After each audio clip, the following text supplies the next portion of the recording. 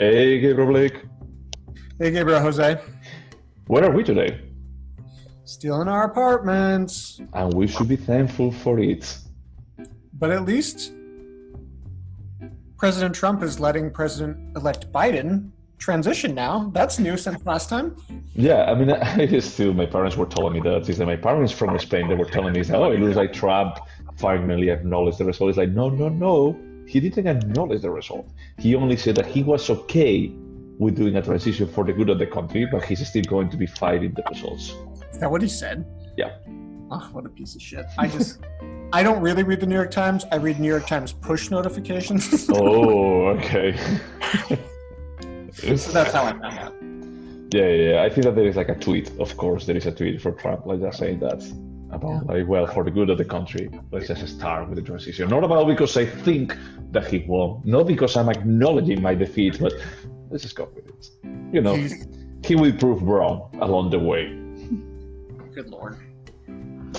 Today is a fascinating time in politics in the States. I'm just hoping it's like the end of an era and the start of a new era that has sanity. Mitch McConnell is still going to be in the Senate. There is not going to be sanity. Oh my gosh.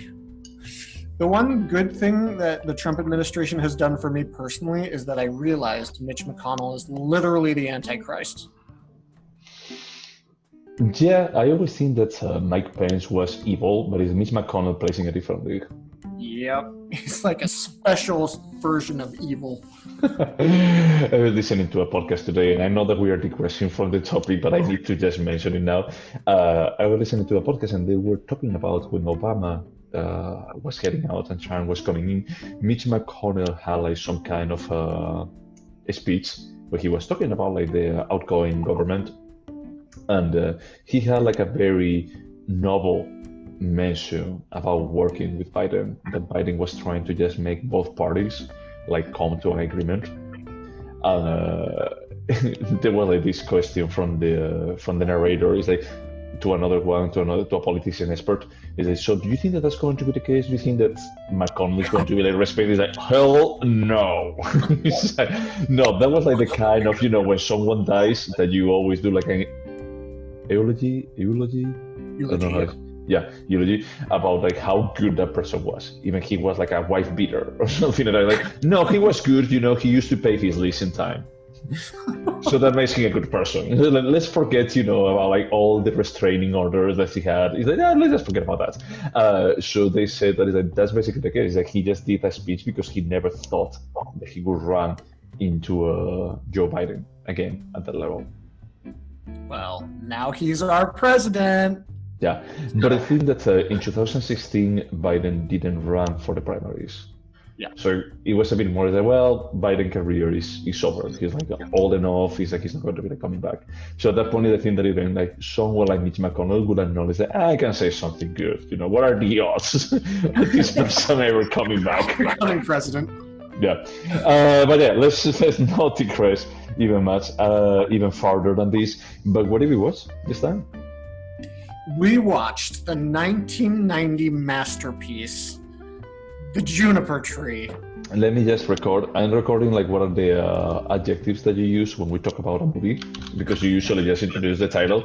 So I just also like registering what's the adjective that you're using. They're all masterpieces. Everything we watch is a masterpiece. Okay. Sure, like. And this was your pick. Why did you pick it? This was a last-second pick because my husband had sent me an article. We subscribe to Mubi, which if you don't know, didn't I talk about this last time? It's like a streaming service, but they only have 30 movies and they last 30 days. So every day a movie drops off and a new movie comes. And one of the movies was The Juniper Tree, and he emailed it to me and said, hey, we should watch this. And I have been meaning to watch it since it was quote-unquote rediscovered last year and released in a 4K restoration. All the reviews are incredible for this. And you know that Björk is the love of my life besides my dog and then my husband. So that is okay. Okay, Björk, that's good. One-eyed dachshund, husband, chihuahua. So yeah, I was curious. The reviews were super good. I like black and white films. I like that this was about a grim fairy tale because there is nothing more fairy tale like than Björk. The witches. Oh, okay. Okay, like Björk being a witch. Okay. So yeah, that's it. That's the reason. Alright, so I guess that is also my role to actually summarize this. So, in this black and white so-called masterpiece, Björk, because I'm going to be like, this is called, for me on my brain, it was Björk's The Juniper Tree. Björk presents. Yeah, Björk presents. You're playing The Juniper Tree. So Björk and her sister in this black and white movie, they see how the river is like carrying their mother away, death and stoned to death. We don't know exactly why. And then this is like probably what 16th century. Yeah, it's medieval times. I think it's supposed to be 12th century. It doesn't matter. It's just Yeah, and all of them speaking English. Well, Björk is speaking the English that she can speak in. That is, like, she always had like this very like thick accent. You know, why mother is dead. When I saw her, we met at a Björk show. That's like the best story ever. But the first time I saw Björk, she would say "thank you" after every song. Yeah, it's her accent, but the thing is, I think that her accent has never changed, and she doesn't want to change it. It's a bit more. It's like, I know that it gives me personality. And what's like that Colombian actress in Modern Family? I don't know her name. I always think about Eva Longoria, but that was the one from Desperate Housewives. She can speak English without an accent, but it's her brand to be the Colombian. Yeah, so I'm sure Björk, there's a little bit of that. Oh, definitely. This is a bit more of a marketing play. So Björk and her sister, they see that their mother like being dead, and then on the next scene, actually the sister is married to this widowed guy with a son, and they move in. So the story is more about like the adaptation of the family to them, and also how the kid makes up this story about them being witches. But they are witches. I was not going to be like giving it away right away, you know? It's like they play a bit more like with the things like, are they witches or not? It's like Björk can supposedly see things, and she starts seeing her mother with a hole on her chest. But every single time that she appears to her, she tells her not to tell anyone about she being there. Well, she just say like... But, okay, so did they not say this in the film, that the mother was killed for being a witch? They don't say it at the beginning, you know, they say it like along the way. And also they say that she was stoned at the beginning, and then they say that no, she was burned. And when it says that she was burned, it's like just unequivocally just saying that she was a witch. And so then, medieval Europe. So because their mom was killed, the sisters feel like they have to flee and go somewhere where nobody knows them. Yeah. And the older sister, not Björk, is like, I'm just going to cast a spell on a dude, and we're going to be able to hang out with them. And that's kind of what happens. Does she actually cast a spell? I mean, I maybe missed that one. Yeah, because Björk is like, so we're really not going to have to leave? And she's like, no, the spell is going to let us stay as long as we want. And then even the guy knew that he should leave, but he couldn't because of the spell, maybe? Maybe. I mean, I think that the script is vague. Let's just leave it like it's vague. And it's not vague with the idea of, I don't know, like building mystery or building the world. I think that it's just vague just with the mere purpose of being vague. About like, if you fill up the holes or not, we don't care. Because this is Björk. This is Björk and other people. But this was filmed in like 1989. She wasn't a big thing yet. No, that's true. And I thought, actually I was thinking about it, she was like the singer of the Sugar Cubes, was it? Yes. Yeah. But prior to that, she had a solo album. As a child. No, went platinum. I went platinum? Yes, but in Iceland, you only have to sell 5,000 records to be platinum. Because let's say like 20% of the population. And so from that perspective, I think that she was already big in Iceland, you know, and in some specific circles. Yeah. So a part of me, every single minute of this movie, I was thinking, is this Björk the movie? Is this like the only? You're fixating on Björk's celebrity. Well, come on. I mean, it's impossible to actually look at Björk when there is something like so low budget. Let's just leave it at that. Low budget-ish. It's that this can be like a movie that is made. And I'm not going to be like talking about the quality of the end product, but I'm going to be like saying like a cinema student could make this movie. Like a group of cinema students, they could make this movie. No? From a budgetary perspective. Yeah, I mean, it was very simple. It took place mostly in nature. They did have costumes, but there's just not much production to it. Yeah, and they're It's like not to say five. there's not good direction, but it's a very simple movie. Yeah, that there are like 5 actors. Oh yeah, that's good. There's like the husband, the sister, Björk, the child of the husband, and the mother, and that's it. Nothing else. So before we recorded, I was thinking about like just making us watch The Witch, because I feel like as a movie about witches, it succeeds way more on just building an atmosphere and telling a story. On this one is like I wasn't completely sure that is what atmosphere are you building here? How should I feel? Or what are you trying to make me feel? Because I only feel Björk. When you watch Dancer in the Dark, do you only feel Björk? No, I felt like completely destroyed because the talent of Lars von Trier actually was. It was, let's say that. No, I'm not going to say that. I was going to be like saying something that I will regret.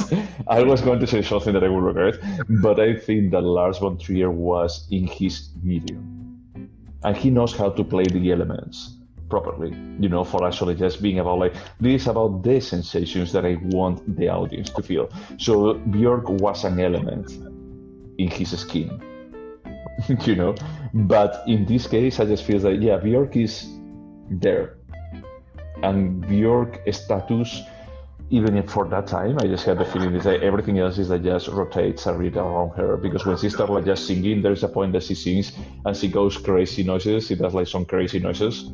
Mm-hmm. And the crow goes, started screaming. There is that's Björk. That's basically something that I could actually just see in post or in the boot.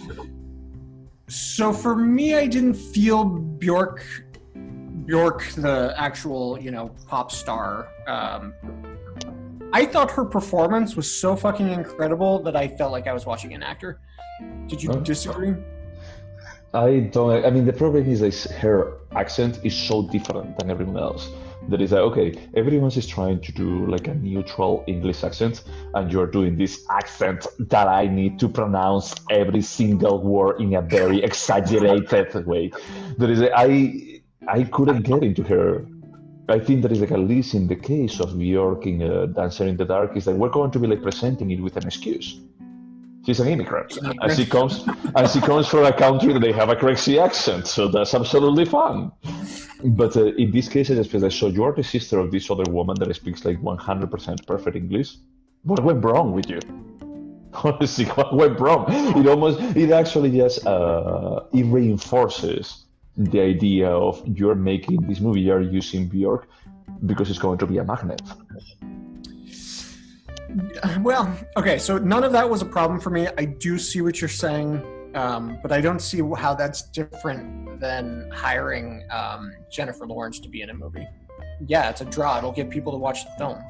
True, but if Jennifer Lawrence could actually make an accent to just actually adapt. Just imagine that, for example, is that you just make... I mean, Jennifer Lawrence doesn't have like an exclusive accent, Okay, let's go to another actress. Imagine that you need a French person and you go with Isabelle Huppert. It's true, it's like she has a French accent because she is, holy shit, French. But she is a good actress beyond that. She's an amazing actress, as we were discussing the last week. In this case, I had the feeling is that, look, you don't need someone with an accent. You don't. You honestly don't. That's what you're saying. Okay, no, that's valid. I get it. Yeah. I'm willing to forgive a lot for Björk. I know that. Okay, let me just go to the example. Imagine that you need like someone that the character is from Massachusetts and you put Isabelle Huppert on that role. It's like, probably that's not going to fly. Isabel Hooper can be like pretty good, but she doesn't have a Massachusetts accent, as Björk doesn't have like a medieval perfect English accent. That everyone did is that let's not get into the script like just trying to be accurate with the time period. But you know, because for example, The Witch actually tries to be accurate with the 17th century. Yeah, it does. And it's a bit of a pain, you know, for people that they don't speak, you know, like English as the first language. Oh yeah, I saw that movie with my husband who's from Argentina, and he was like, I didn't understand anything, like, nothing. I mean, I understood like a bit more like, about like the general idea about the story. Like, yeah, I get it. It's good. It's really good. But I have no idea what they said for half of the movie. In this case, I understood what they were saying. That's the good thing about Björk with that thick accent is that she doesn't try to rush through the words. Yeah, everything is kind of sing-songy. Yeah, it's pretty easy to actually understand what she's saying.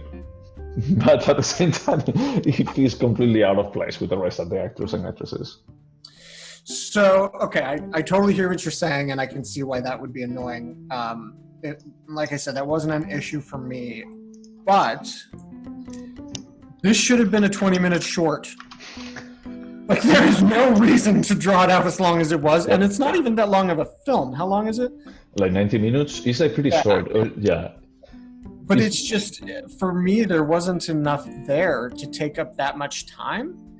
Yeah. And the dialogue wasn't particularly interesting. No.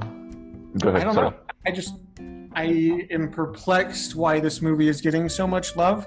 And I like slow, meditative, black and white films. Have I mentioned I like Ingmar Bergman? And this has like Ingmar Bergman written all over it. And I was like, this is why you don't like him, but I would tolerate this and I would absolutely love every second if somebody as talented as Ingmar Bergman was making the film. And they're just not. You know what I was thinking? And the funny thing is that I agree with you, it's actually 80 minutes, 78 minutes. Half through the movie is that my interest just completely went away. I actually got angry at some point. I was like, how can this keep going? What I was thinking about is, okay, Jose, just stay with it. Stay with it. This is not the touring horse. You still don't have like 2 more hours to go. I knew you were going to. Because when you talk at the beginning about like I like slow-paced black and white movies, is that's the definition of the touring horse. But I understand there is like an impactful emotional payoff on that movie. In this movie, no, there wasn't. There was nothing. The payoff, I just feel like, sure, yeah, I mean, but it's like, whatever payoff you put at this point, is like, it doesn't matter because I don't care anymore. I mean, you could actually just turn this into the It's Also Quiet video clip with Björk. I wouldn't care. It could turn into, like just color right away and just turn into just an impactful video clip. I wouldn't care. You are not giving this film a fair shot because of Björk. But the thing, and I was thinking about it, is like for me this is like Björk and other people around, and I was thinking, okay, I'm not completely objective. Is I keep it myself. I was saying that I'm not objective. I know that when we're going to be like talking about this movie tomorrow, I'm going to be like mentioning Björk all the time. It's basically going to be like that sketch from Being John Malkovich, when Malkovich goes into his own brain and everything is Malkovich. Exactly. Björk. Exactly that. But in this case, I was essentially comparing with Dancing in the Dark, and I just felt that, look, Dancing in the Dark has a good script. I mean, it has a good script for what it's trying to do. Like very melodramatical, and very corny in some place, but it tries to do that. And it has all the actors are amazing. Yeah, that's true. That cast, good lord. Yeah, and then you actually have a talented director. If he's a good human being or not, that's a different topic, but it's a good director. So, and now it's like when I compare it with this, I just feel that, look, this is just trying to be just phrasing whatever we was talking. It's like, this is just trying to be artsy and pretentious. I unfortunately agree, and the sum of all the parts just weren't worth it. I was bored, and like you said, what am I supposed to be feeling? I didn't feel sadness when Björk's sister convinced the little boy to jump off a cliff so he would stop annoying her. Like, I wasn't invested in any of these characters. I was a little bit concerned for Björk's character, but I think probably because it was Björk. But that's the part, is like when everything else is so weak, the only thing that you can relate to is like to the people that they are playing those roles. You know, you actually have to just detract, like subtract yourself from the movie and just say, it's like, okay, that's not Björk's character. That's Björk. I care about Björk. I don't want anything. I care so much about Björk. We do. And I think that, for example, in Dancer in the Dark, and spoiler alert, here goes, like, when Björk is about to be hung, I think that it's more about how you care about Selma, her character, instead of Björk as a person. That's true. Yeah, she manages to like become the character and not be Björk's acting. Exactly. Yeah. And that's amazing. I mean, that's what I think is like Björk can act. I think in this movie, I'm not convinced that she can. It's a bit more like she's there, and I must feel like she's playing herself. The script is not great. The directing is not stellar. So, yeah, I felt like the directing was, I would say, solid, but it wasn't. There was nothing striking about it. I wonder though if she had a better script, what she would have been able to do. Do you know who wrote the script? Was it the same director, Nietzsche King? And I checked the rest of the stuff that he did. Nothing sounds familiar at all. Yeah, and then she died in 2004. So this film that came out in 2008, I don't know what that is about. Yeah. So she only had like two full-length movies, and one was released posthumously. Yeah. So honestly, I just felt indifferent about it. Is that the only good thing is that it was only 80 minutes, but the bad thing is that even with 80 minutes, it still felt too long. So long. It felt so long.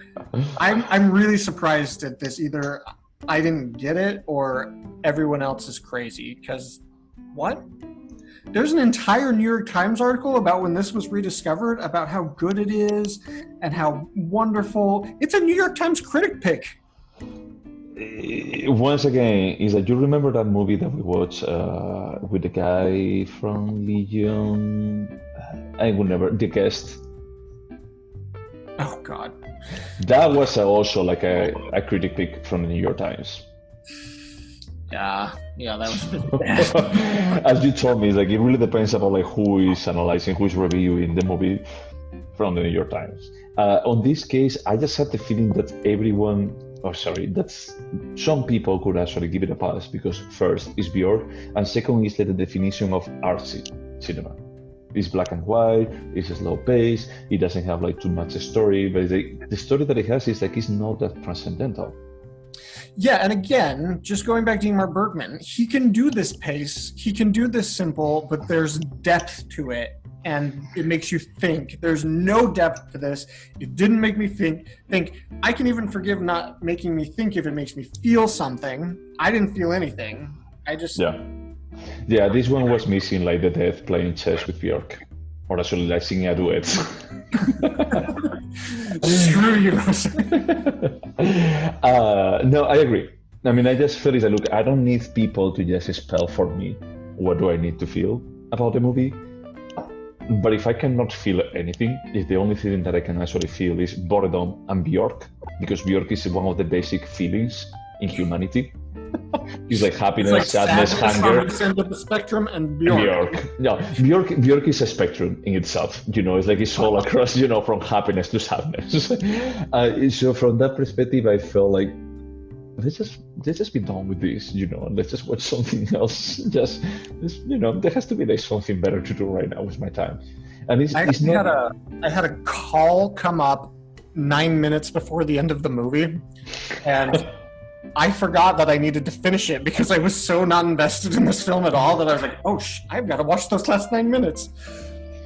I mean, you're not missing anything because the point when she kills the kid and she puts the finger into the soup for just making people forget that the kid even existed. It's like, seriously, that's how witchcraft works? That's amazing.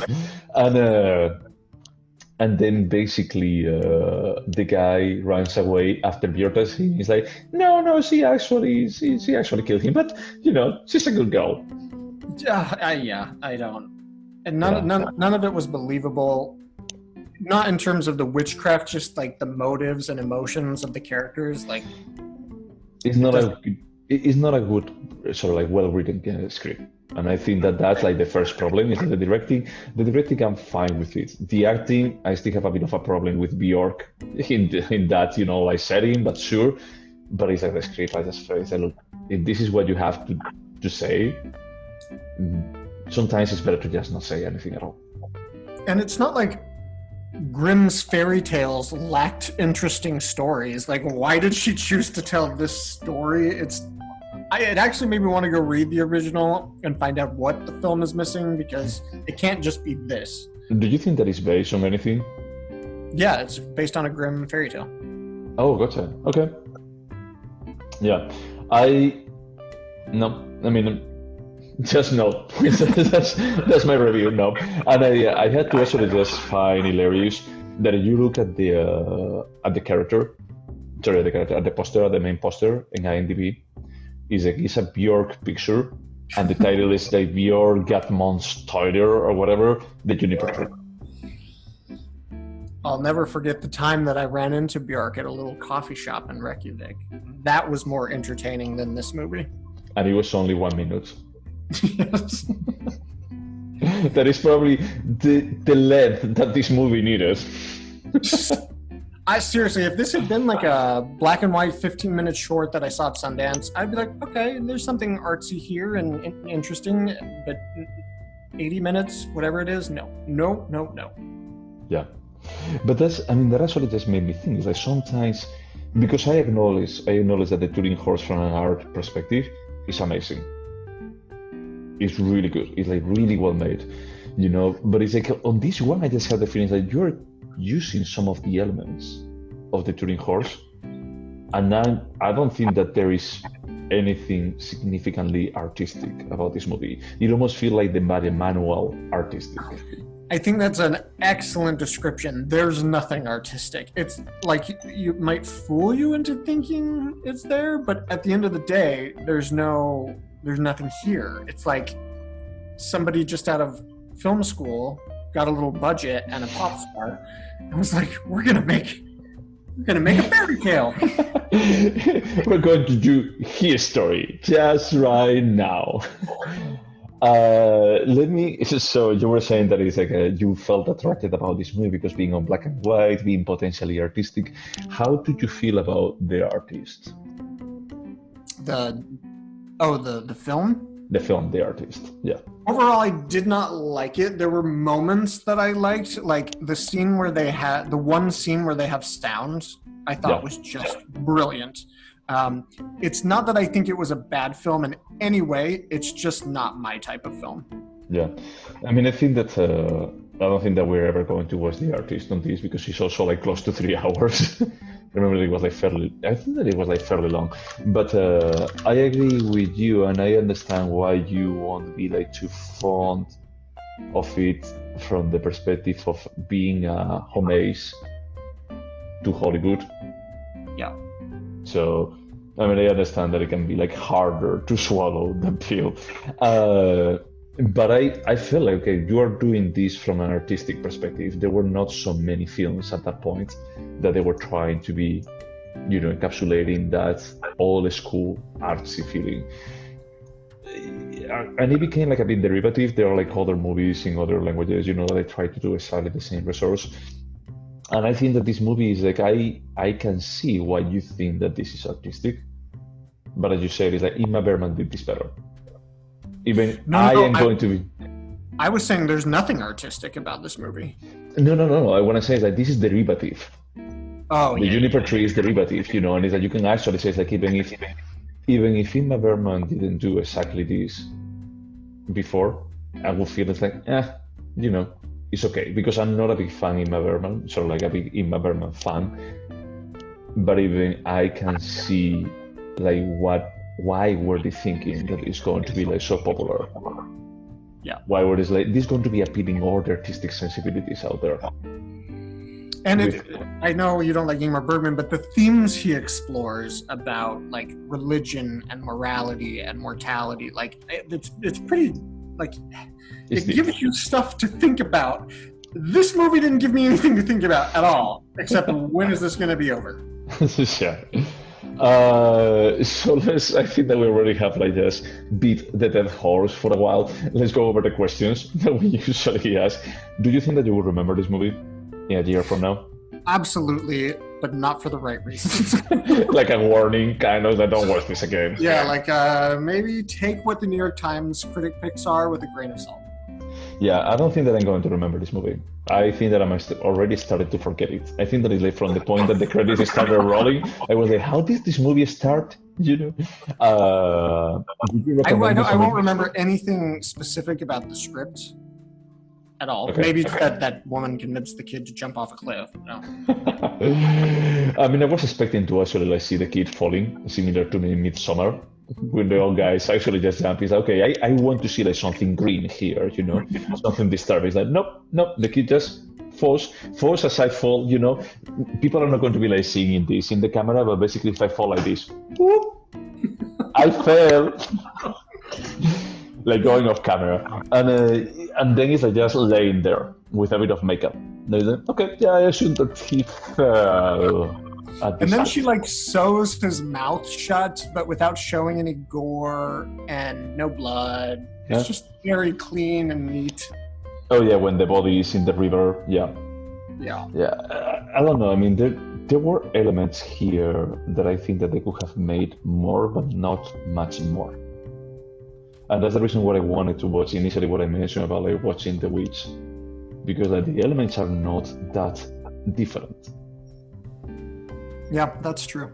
But it's like what they do with those elements. They don't try to become like Ingmar Bergman. They don't try to actually just tell you about reality or anything. It's a bit more like a self-contained story. But that story is like just really well narrated. It's pretty clear that there is talent. In here, the only thing that there is Björk. So you won't remember this. I think I'll remember at least some of it. Would you watch it again? No. Never. The only reason why I will watch it again is like if I forgot about it. A Björk film. Let's watch the Björk film. I'm like a white Björk film. I need to watch this. I never watched it. I don't know what I was thinking. And then I would start watching. Say, wait a second. Let's just move on. Would you recommend this to anyone? If I hate them enough, maybe.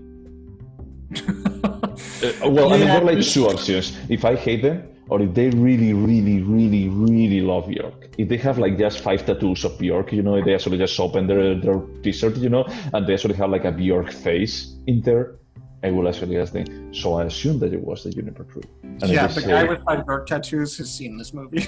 Probably, yeah. And probably they have like a Trump stamp of the Juniper Tree. And then, did you think there was anything striking in terms of direction? I just feel like everything that is striking about this movie is not that special. It's not that it's bad, you know, but it's a bit more like I mean, if I go to the Turing Horse, that is true, that is years later after this movie, but it's like the photography on that movie is amazing. And it's not like, you know, I don't think that the Turing Horse had like 10x or 10 times the budget of this movie. Yeah. And they didn't have Björk. They didn't have Björk. That's a handicap that 99.99% of the movies out there, they have in comparison with this movie. Well, she does have 2 movies coming out in the next year or 2, so... Okay, that's great. I really hope that... Well, one more thing, I think that it's going to be a bit more autobiographical. That's the one you told me about. I hadn't heard of that one, but she is in another medieval story with Alexander Skarsgård called The Northman, and that's the one with a great cast but very weird. Like Nicole Kidman is in it. The classic Nordic woman, you know, from Australia. Yeah, I felt like the direction was very confident. Like it didn't feel like a first film. But I don't think there was anything particularly striking. It was just very functional and wasn't a distraction. You know what it reminds me of now that I think about it? It reminds me of the Two Faces of January. The Two Faces. Yeah, that's a really good analogy. Yeah. Like, it's just like, okay, this isn't terrible, but it gets the job done. Yep, yeah, it's a bit more like, okay, you read like a manual about how to direct that specific genre that you're doing. It's like, you use your cars right. This didn't become the rule. Congratulations. You did better than Tommy Gossell. He said this is like the baseline that we are throwing here. So on to the scoring. I feel like pretty torn about the score in this movie because Björk. It's like after talking about you more about it, is that I want to score it even lower. That I was thinking my score was going to be Björk out of 10, and this is not a number. I'm actually going to be like scoring that Björk out of 10, whatever that number is because that's the only good thing about this movie. Is like Björk is there. I get to see like 40 minutes of young Björk. But you could score it on like, is this homogenic? Homogenic, yeah, homogenic, or is post debut, or is the sugar cubes? Is the sugar cubes area, or is it Walter? No, honestly, I'm torn. I think that after like just talking about it with you, I was thinking at the beginning a different score. I'm going to go with a 4.5. Really? Yeah. This entire conversation, I've been going back and forth between a 3.5 and a 4. And ultimately, I think it's a 3.5 because it didn't make me think. It didn't make me feel. I didn't care about the characters. What she was trying to do was elevated cinema, but she didn't get there. So even like movies that I give a 5 to that I say are perfectly mediocre, they at least managed to do something, entertain me at least. Yeah. No, and I agree with that. Is that the only reason at the beginning I was going to be like giving like a 5 or a 5.5 because I was feeling guilty about like giving a bad score with something with Björk. So. And I know I'm biased. Count the number of times Jose said Björk in this podcast. There should be like a Björk counter. I don't know if probably this is like out of your like sensibility because I know that you are more sophisticated and more like lowbrow. Except when it goes to Clueless. But I used to watch like a ton of B-series gore movies when I was in college, and something that they used to do is like a death counter. Is that when the movie was sober, is that they would actually just play like a death counter, like high speed, about like everyone that died along the movie. Especially with this kind of zombies that they kill like thousands of zombies, and they just tell you at the end is that they actually were like 700 extras that they died. Died along this movie. Is that they should do the same thing? Is that we should do like a quick search on this episode and just go about like how many times did they say Björk for having like the Björk content. You should get a prize. I'll buy drinks the next time. Oh, I'm pretty sure they say Björk more than 100 times. I'm pretty sure of that. But that's the only reason. I just feel I'm biased, I'm not objective. The only reason why I tolerated this movie is because Björk was in 80% of the scenes. That's fair, and I don't know if this is just because I love Björk, but I genuinely thought her performance was the only interesting thing in this film.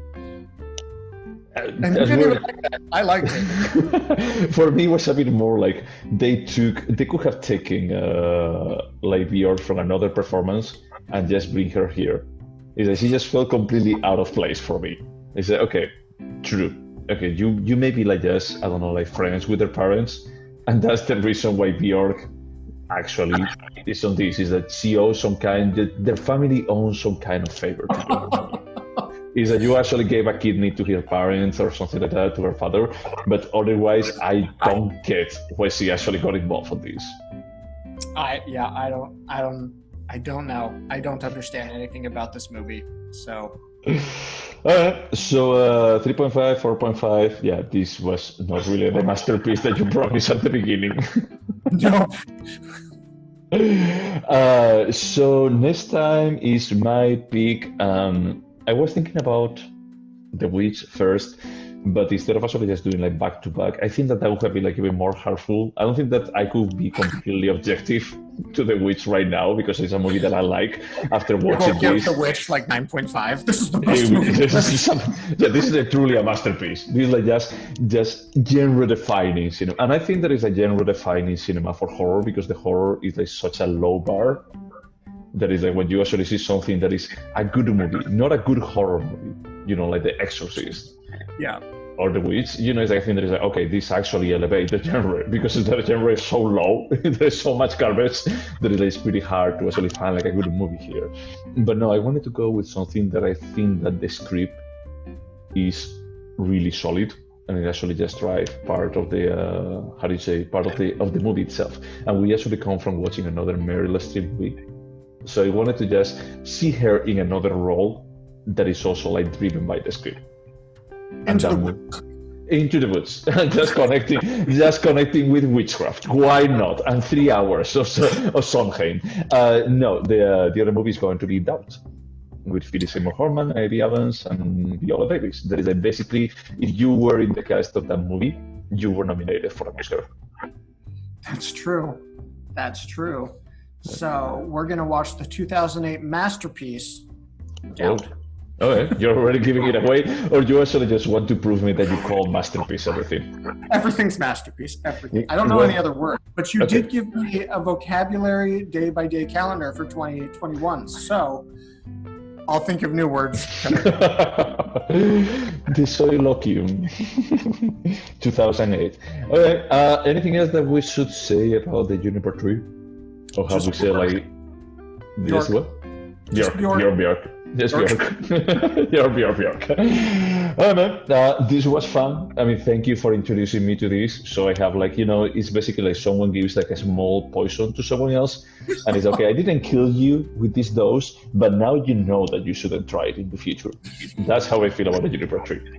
I will never recommend the Juniper Tree to you again. Thank you. I appreciate this, and now I have you on record for this. This was great, and to whoever is out there, thank you so much for listening, and wash your hands. Bye.